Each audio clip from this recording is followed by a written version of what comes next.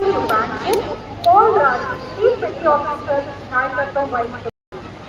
देवी और सज्जनों, अब हम नौसेना बैंड के मधुर संगीत से सजी सुसज्जित बीटी रिट्रीट देखेंगे। बीटी रिट्रीट एक सभ्य पुरानी सैन्य परंपरा है। उन दिनों से जब सैनिक सूर्यास्त के समय युद्ध से अलग हो जाते थे।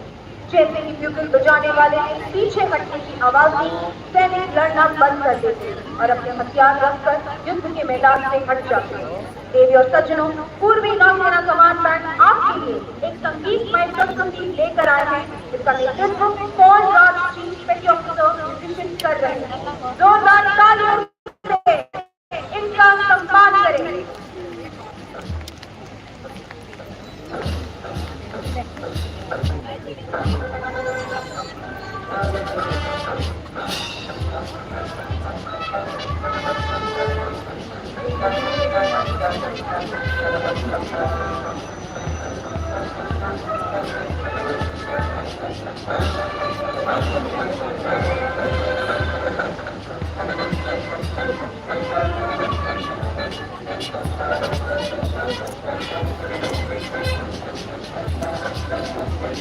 Thank you.